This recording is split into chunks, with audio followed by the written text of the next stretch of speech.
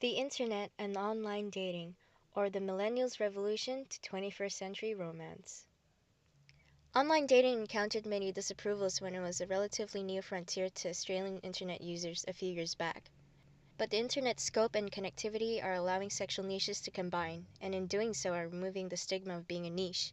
And in some cases, such as online dating, are even turning a niche into a norm, where some people may even consider it a viable matchmaking option, since constant research updates the algorithms to locate better matches for their users. There's no doubt that our increasingly time-poor, technology-driven lives has influenced online dating to be an acceptable part of popular culture. Did you know annual revenue from the online dating industry is $1,249,000,000? 10% of sex offenders use online dating to meet new people. 1 in 2 Australians have tried online dating, while 1 in 5 Australians have sent or received sexy photos.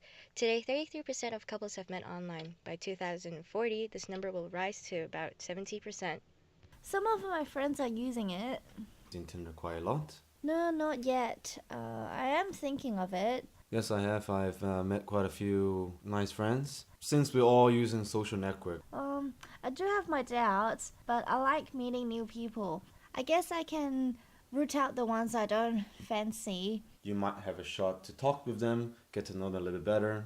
But then, of course, there's always dangers in meeting people online. You don't know who they are or what they pretend to be. What they say on the profile might not be true. They might just say it just to look good on the profile. So what is Tinder?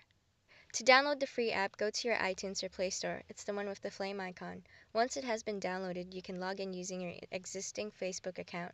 It will then sync to your Facebook and access the public information on your profile, including your first name, age, and a few photos. You now have access to all the users who are new on Tinder. Swipe right if you're interested, or swipe left if you're not.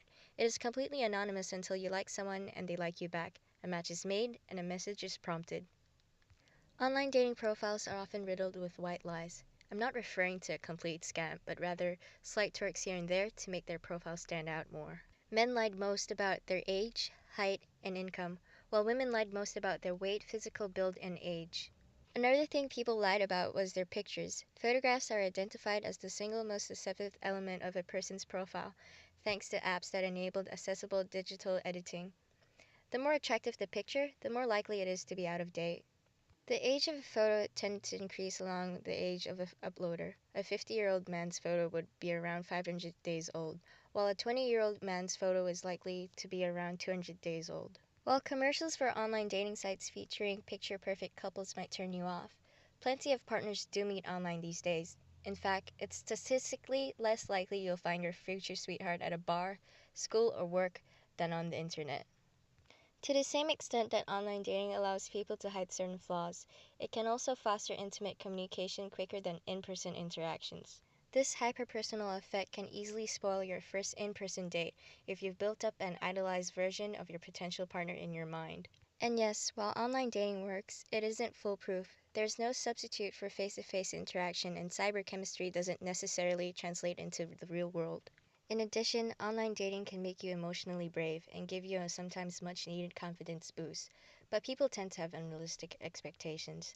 So, what is your take on online